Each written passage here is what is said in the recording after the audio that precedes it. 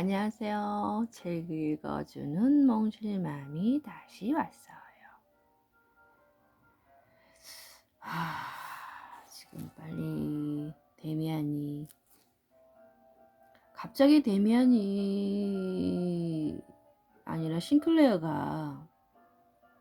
싱클레어라는 이름이 가명이죠. 원래는 헤르만 헤세인데 여기서는 싱클레어라고 하는데, 싱클레어가 갑자기 왜 이렇게 망가지고 이상한 분위기가 된 거죠?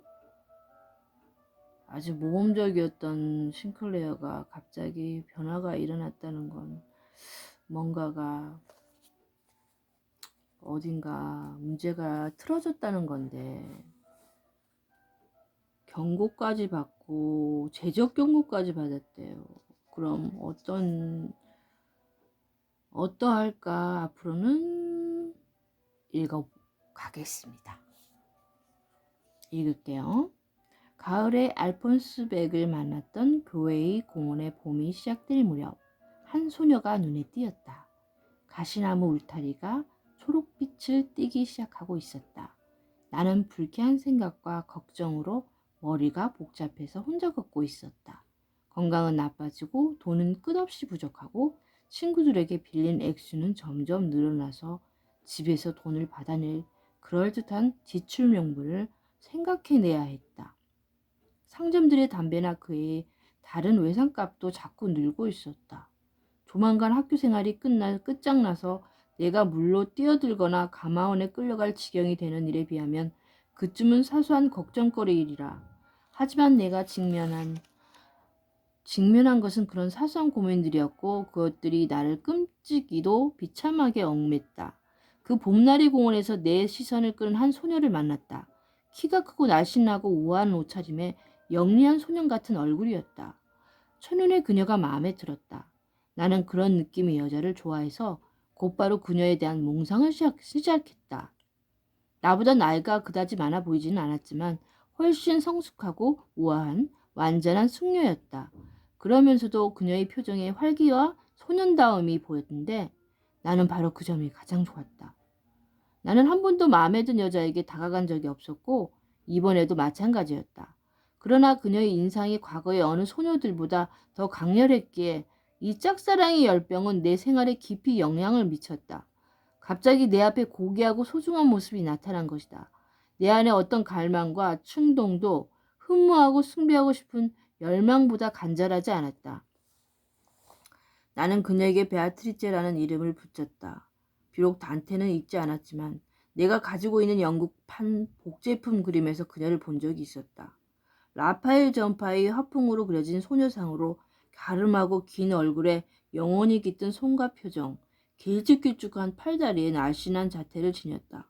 공원에서 내 마음을 끌었던 소녀는 날씬한 자태와 소녀다운 점, 얼굴 표정에 영혼이 깃들어 보이는 점은 비슷했지만 그림이 여자와 똑같이 닮은 것은 아니었다. 베아트리체는 나와 말 한마디 나누지 않았지만 내게 미친 영향력은 대단했다. 그녀의 모습을 눈앞에 보는 것만으로도 성전으로 가는 길이 열렸고 나는 사원이 기도자가 되었다. 그날부터 차츰 나는 술집 술래와 야밤의 싸움질에서 멀어졌다. 나는 다시 홀로 있을 수 있었고 독서와 산책을 즐겼다. 나는 돌발적인 전향으로 숱한 조롱을 감수해야 했다.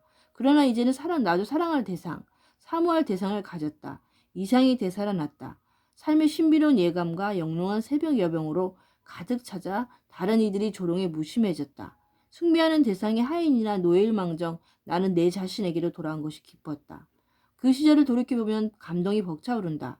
나는 다시 한번 황폐한 폐허를 어스렁대던 시간을 빠져나와 스스로의 힘으로 밝은 세계를 재건하려는 노력에 매진했다. 내 안의 어둠과 악을 몰아내기 위해서 모든 것을 포기하고 신 앞에 무릎을 꿇었다. 지금의 밝은 세계는 어느 정도 나의 창조물이었다. 더 이상은 어머니 품속이나 책임을 회피하려고 도망치는 도피처가 아니라 내가 스스로 원해서 만든 책임감과 자제력이 필요한 새로운 헌신의 영역이었다. 내가 고통스러워서 줄곧 피해 다녔던 성욕의 문제가 이 신성한 불길 속에서 정신과 기도로 정화되어 갔다. 음침하고 흥중한 것들이 사라져갔다. 신음하며 지샌 밤들, 음란한 생각들로 뛰던 심장, 고동, 금기 문 앞에서 엿듣던 소리, 온갖 음탕한 짓거리들도 모두 없어져 갔다. 나는 그 자리에서 베아트리체라는 대상을 숭배하는 제단을 세우고 나를 그녀에게 바치는 의식을 통해서 정신과 신들에게도 나를 바쳤다. 음침한 세계에서 뒹굴도 내 삶을 거둬 빛이 세계의 제물로 바쳤다. 나의 목적은 향락이 아니라 순결이었고 행복이 아니라 아름다움과 영성이었다. 베아트리체 숭배는 내 삶을 송두리째 바꿨다. 어제까지 조숙한 풍작꾼이었던 나는 성자가 되려는 희망을 품은 사원이 하인이 되었다. 나는 몸에 밴 나쁜 생활 습관을 청산했을 뿐 아니라 내 삶의 모든 측면을 깨끗하고 고상하게 만들어서 나 자신을 개조하려고 노력했다. 식습관, 언어 습관, 어느 옷차림까지도 여기에 부합되도록 신경 썼다. 아침마다 냉수 마찰도 시작했는데 처음에는 엄청난 노력이 필요했다. 나는 진지하고 품위 있게 행동하기 위해서 자세를 뻣뻣이 하고 천천히 위험 있게 걸었다. 남들 눈에는 우스꽝스러워 보였겠지만 내게는 신을 경배하는 진실한 행동이었다.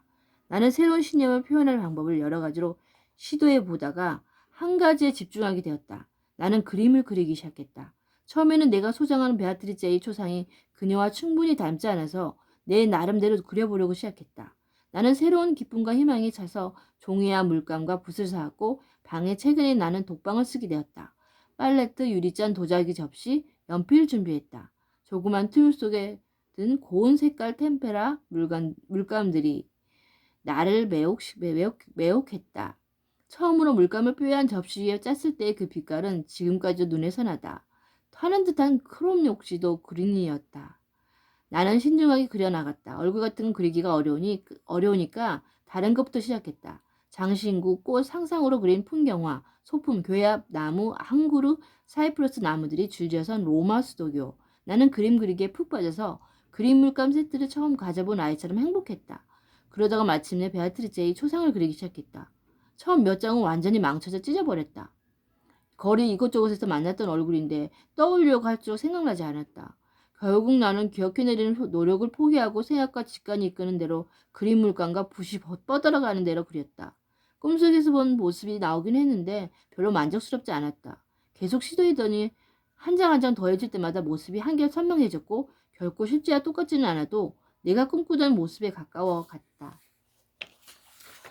나는 갈수록 거의 무심히 꿈꾸듯이 줄을 걷고 딱히 모델을 떠올리지 않았으면 책을 칠했다.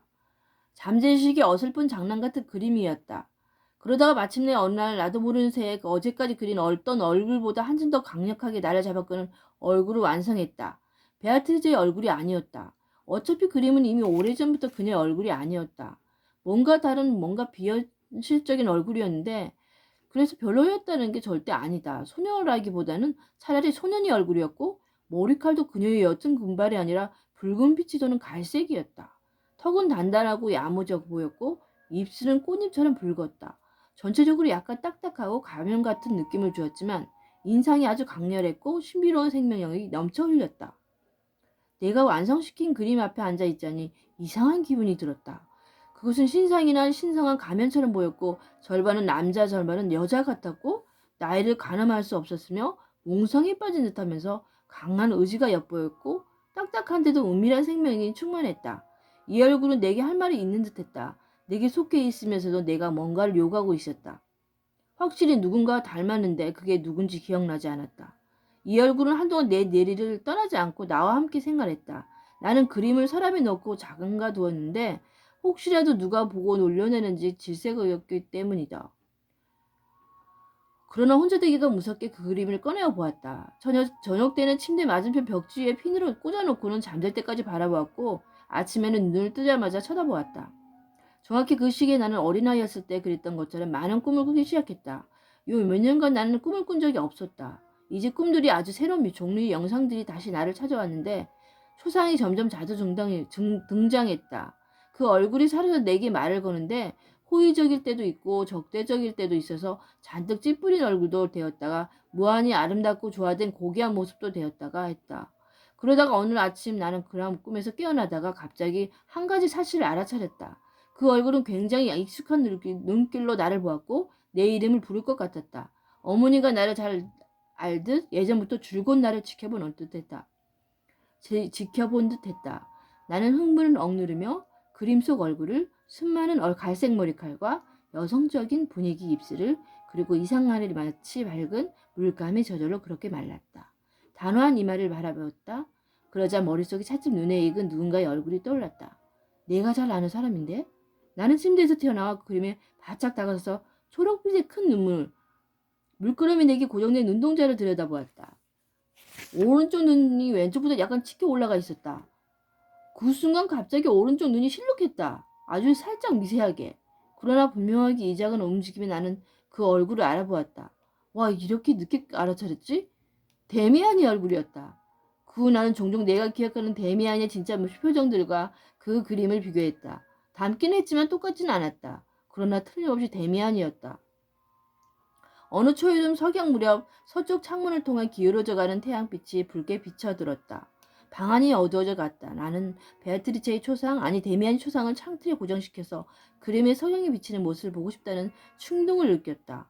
그러자 얼굴 윤곽은 흐려져서 몽롱해 보였지만 붉게 그늘진 눈과 밝은 이마와 유난스레 붉은 입술은 더 강렬하게 타올랐다. 석양이 사라진 후에도 나는 오랫동안 그 앞에 마주 앉아 있었다. 점차 그 얼굴이 베아트리체나 데미안이 아니라 나라고 느껴졌다. 나와 닮아서가 아니라 닮을 필요도 없었다. 내 삶을 결정짓는 것, 내면이나 나의 운명, 나의 신, 선이든 악이든이었기 때문이다.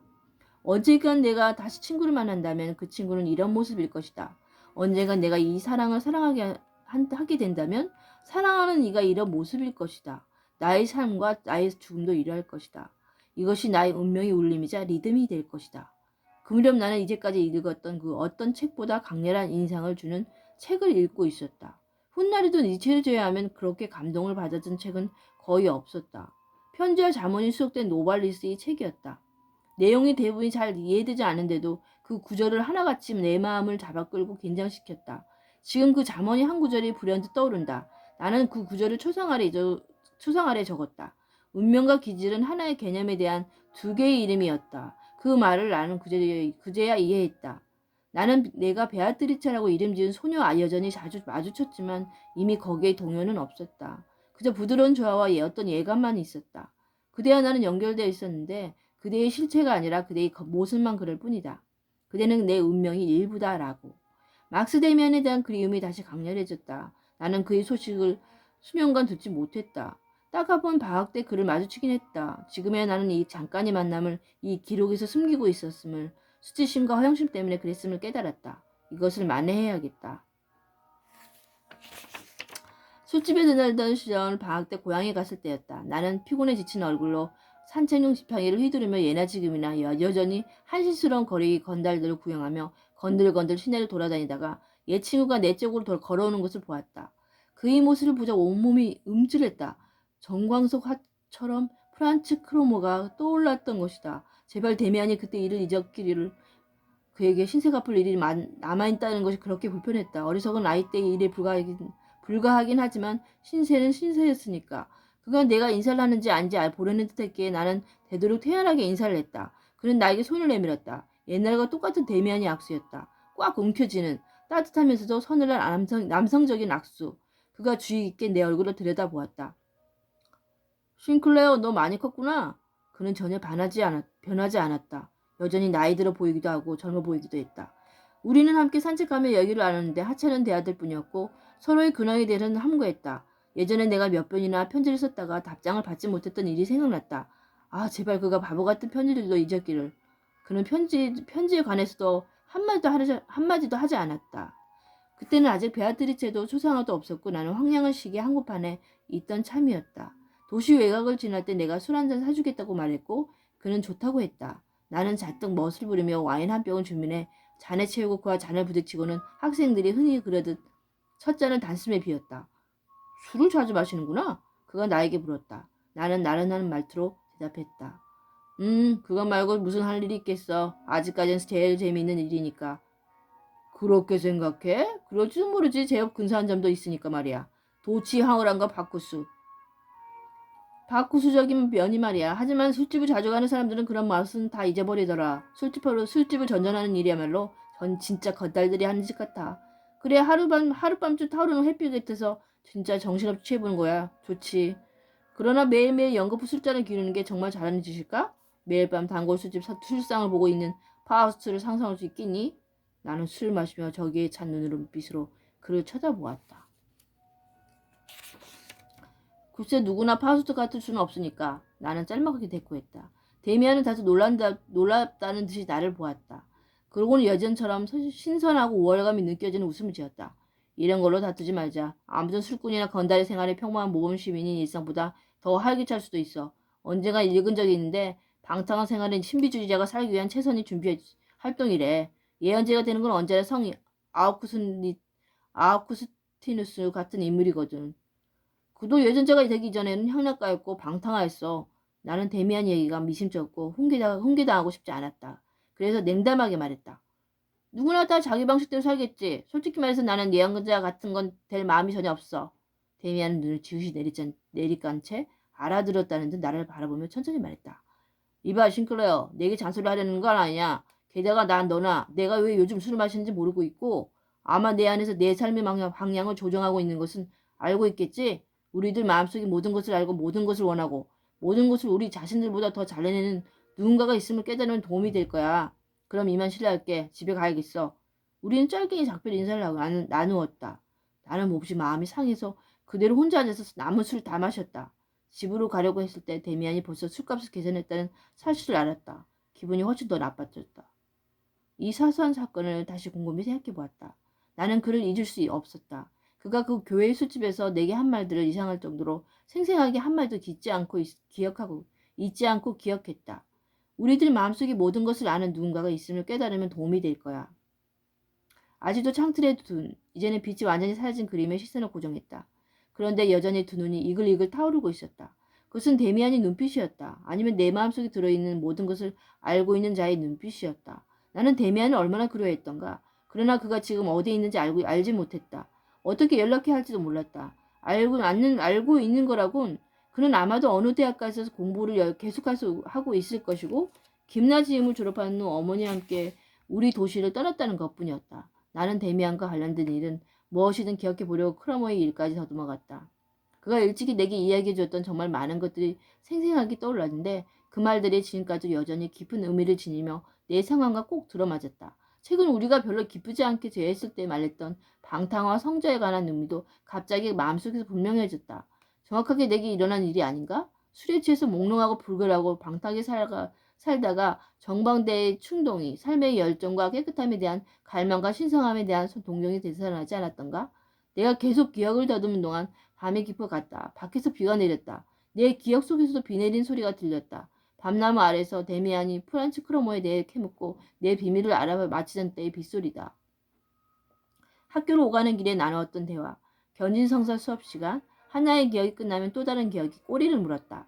그리고 마지막으로 막스 데미안과 맨 처음 만났던 기억이 떠올랐다. 그때 무슨 문제가 있었더라?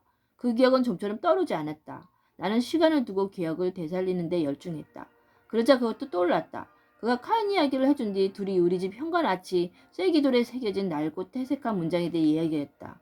그는 그것이 흥미로우며 그런 물건에는 누구라도 관심을 기울여야 한다고 말했다.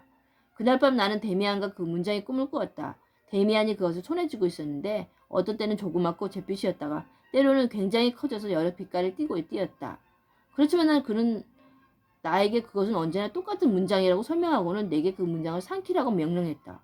그것을 삼키자 나는 공포에 사로잡혔다. 문장 속의 새가 내 안에서 되살아나서 점점 부풀며 나를 집어삼켜 가는 것이었다. 죽을 것 같은 두려움을 느끼며 나는 잠에서 깼다. 잠이 싹 달아났다. 한밤중이었는데 방 안으로 비가 들이치는 소리가 들렸다. 창문을 닫으려고 일어나가 밤바닥에 놓인 흰 것을 밟았다. 아침에 보니 그것은 내 그림이었다. 그림이 바닥에 고인 물에 젖어서 틀어져 있었다. 나는 말려고 흡수지 사이에 껴서 두꺼운 책 속에 넣어두었다. 다음날 보니 잘 마르긴 했는데 그림이 변해 있었다. 붉은 잎술이 다소 파래해지고 얼마가 가늘어졌다. 이제 정말 대면 잎 그대로였다. 나는 문장의 새를 그리기 시작했다. 본래 그 새 모양이 분명하게 기억나진 않았지만 그런데 어렴풋이 기억을 더듬어 보니 그 문장이 너무 낡아서 가끔 다시 채색을 했기 때문에 가까이 가서 봐도 알아볼 수 없는 부분들이 있었다. 그 새는 뭔가 위에 서 있거나 앉아 있는데 그게 꽃인지 바구니인지 둥지인지 아니면 나무 꼭대기인지 애매했다. 나는 사소한 것에 마음 쓰지 않고 머릿속에서 분명히 모습이 떠오르는 부분부터 그려갔다.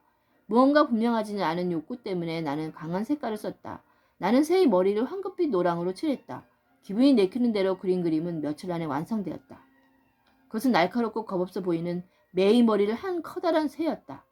새의 변신이 푸른 하늘을 배경으로 어두운 지구에 박혀 있었고 마치 커다란 알에서 깨어나려는 것처럼 몸부림치고 있었다. 그림을 보면 볼수록 내가 꿈속에서 보았던 화려한 빛깔의 문장처럼 여겨졌다. 나는 데미안에게 편지를 쓸 수 없었다. 설령 붙일 주소를 안다고 해도 말이다. 그러나 나는 그 당시 무슨 일을 하는지 꿈과 예감에 사로잡혀 있던 것처럼 이것이 전해지지 못하든 간에 그에게 새 그림을 보내기로 마음먹었다. 나는 그림 위에 아무것도 내 이름조차 적지 않고 가장자리를 조심해서 오려 커다란 봉투에 담았고 데미안이 옛날 주소를 붙였다. 시험이 다가왔고 나는 이제부터 열심히 공부했다. 내가 행실을 바로잡은 이후로 선생님들은 내게 더욱 너그러워졌다. 지금도 역시 나는 모범생이라고 할 수는 없었으나 그렇다고 어느 누구도 이제 와서 반년 전이 퇴학 처분 경고의 기억을 되찾는 사람은 없었다. 아버지도 이제는 비난이나 이협저가 아닌 옛날의 어조로 편지를 보냈다. 나는 아버지에게 다른 어떤 사람들에게든 내가 변한 이유를 설명하고 싶지 않았다. 이 변화가 부모님이나 선생님이 기대와 일치한 것은 우연이었다. 이 변화로 내가 남들 속으로 들어간 것은 아니었고 누군가가 내게 다가오는 것을 허용하지도 않았다. 오히려 한층 고독해졌다. 변화는 대면의 방향을, 저 멀리 있는 운명을 가리켰는데 그 한복판에 서 있는 내게는 그것이 확실하게 보이지가 않았다. 베아트리츠에게서 시작되었지만 얼마 지나지 않아 초선이나 데미안에 대한 생각이 깊어지며 비현실적인 세계로 빠져들자 그녀는 완전히 잊혀졌다. 나는 누구에게도 내 꿈들과 기대들에 대해 나의 내면적 변화들에 관해 한마디도 할 수 없었을 것이다. 간절히 그렇게 하고 싶어도 말이다. 하지만 내가 그렇게 원할 수나 있었겠는가? 다시 그래도 돌아온다니 다시 그림도 그릴 줄 알고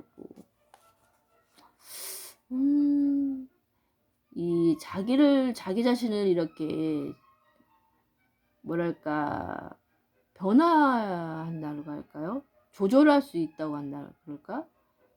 자기 자신이 삐뚤어지려 간다는 생각을 하는 사람이 인간이면은 다 인간 생각하는 동물에게 아는 것 같아요. 인간은 생각하는 갈대라고 하잖아요.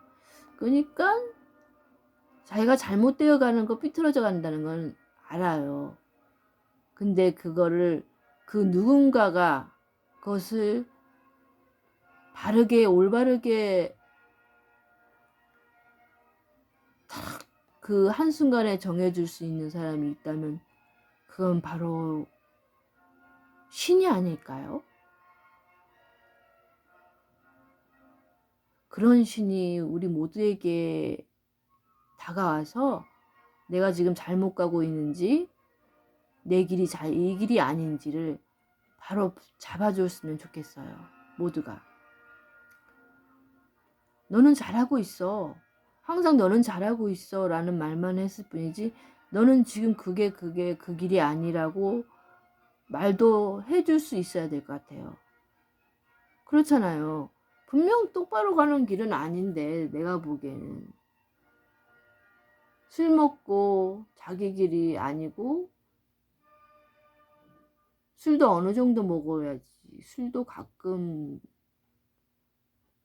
포도주도 하루에 한 잔 정도는 약이 된다고 하잖아요. 그렇지만 그 너머에서 막 술을 그냥 술을 마신다고 정말 각성해야겠습니다. 이번 크리스마스 때나 막년에는요 조용히 지내고 그냥 행복하게 가족들과 오손도손 그렇게 기도하면서 기쁘게 감사하면서 그렇게 감사하면서 지냈으면 좋겠어요. 우울하지 않은 크리스마스가 되기를 간절히 소망합니다. 나머지 부분은 나중에 와서 더 씩씩하게 기분 좋게 읽어드릴게요. 그동안 안녕.